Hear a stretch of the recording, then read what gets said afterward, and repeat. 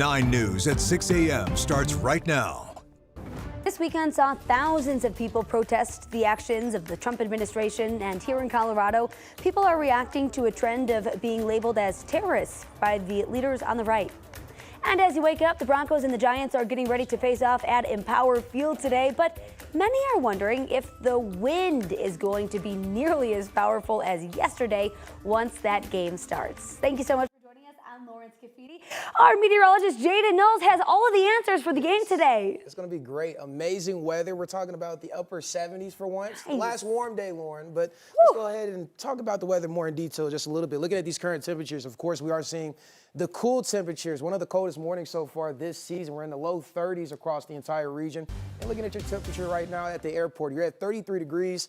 Clear skies right now. The winds are not as bad and not as gusty as what we saw yesterday, but the winds will be coming back as we head into tomorrow. Here's your current temperatures across the entire state. Noticing the low 30s for the eastern plains, 20s and 30s in the high country, and then also the low 40s for the western slope. So, of course, we still have those cold alerts, freeze warning continuing throughout this morning, and then also the frost advisory for us across the metro area, even reaching up towards parts of Boulder. Here's your live radar. We're nice and dry, and I don't really have a lot of rain in my forecast. We're going to stay nice and dry throughout the afternoon hours, but maybe tracking some snow for our northern mountains. I have more details about that here shortly, but here's your forecast throughout the morning hours, reaching the mid to upper 60s around lunchtime. And it's going to be a beautiful day for the Broncos game. Of course, I have more details in depth in my full forecast. Lauren? All right, thank you so much, Jaden.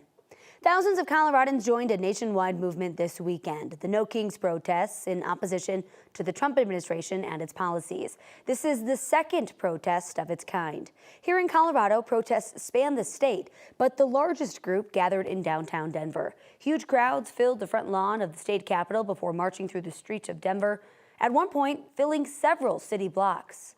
The larger organized group mostly went home by late afternoon, but last night Denver police says that there were some smaller groups of demonstrators that stuck around to march. They later made 12 arrests and had to disperse a group before they can get to the highway. It was mostly peaceful throughout the day, with thousands of people filling the streets.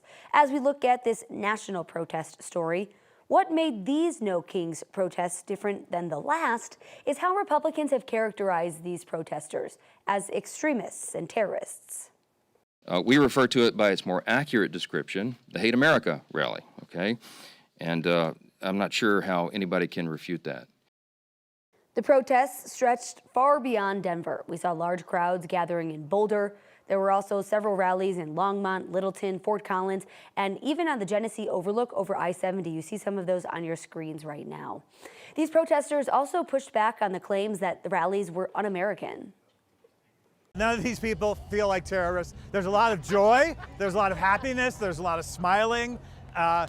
These are the happiest terrorists I've ever met. We saw in Colorado we're part of a much larger movement in cities across the country. These marches are happening as immigration raids and arrests ramp up, as well as the Trump administration sending National Guard troops to Democrat-run cities. U.S. officials say the move is to help fight against rising crime and protect federal property. Protesters and many Democratic leaders say it's government overreach. I just think that there's such a dichotomy between what's being said by the right versus what's actually happening in the left. Trump has said a lot about Portland being a war zone. Everything's on fire. Businesses can't even stay open. They have to rebuild out of wood, basically nonsense. There were roughly 2,500 scheduled protests across the country on Saturday. The Clear Creek County Sheriff's Office has arrested a suspect accused of injuring an Idaho Springs police officer in a hit-and-run crash. The sheriff's deputies say that the Idaho Springs police were looking for a suspect involved in a hit-and-run 2 hours earlier at the Safeway in Idaho Springs. He was later found driving eastbound on Dumont Road near Charlie's Place.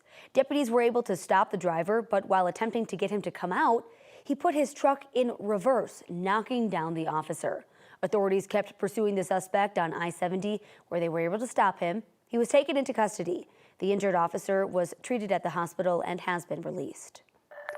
Looking ahead to tomorrow night, Aurora City Council is expected to vote on a resolution that would allow police to use some new facial recognition technology. City Council voted to move the item forward earlier this month, but City Council members still have some questions about it. Aurora Police says the technology could help solve crimes faster, improve officer safety, and help with identifying missing or at-risk people. Facial recognition relies on software to compare a photo of a suspect to a database of pictures. The goal is a match and an identification. Aurora Police says it would not allow officers to detain someone with just that photo match. Rather, they say it would allow them to use it kind of like a fingerprint. However, critics note that it doesn't always get it right and that it struggles in particular with people of color. A state law requires public input and a report on its use before its approval. President Trump is boasting about the latest military strike on a submarine suspected of carrying drugs to the U.S. Trump posting on social media calling the strike in part, "My greatest honor to destroy a very large drug-carrying submarine." The Pentagon posted a brief video of the strike in the Caribbean. Trump said 2 people on board were killed. 2 others survived. They're being sent to their home countries of Ecuador and Colombia. Trump says U.S. intelligence confirmed the sub was carrying fentanyl and other illegal narcotics.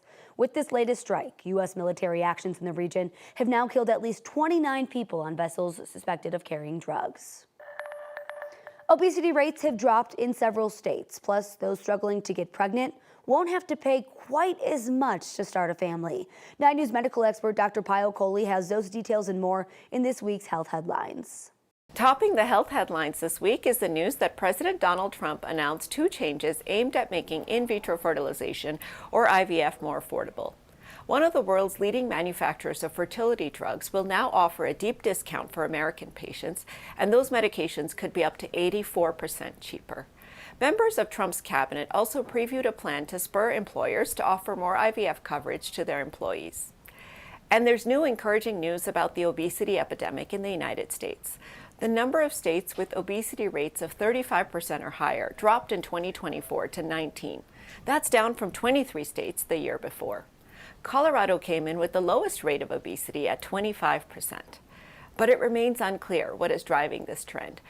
And finally, a new study shows that most kids are getting smartphones at age 11 or 12, which is much younger than the recommended age of 16. And 85% of parents said that their children watch YouTube, including more parents of kids under the age of 2. I'm Dr. Payal Kohli, 9 News medical expert, with this week's Health Headlines.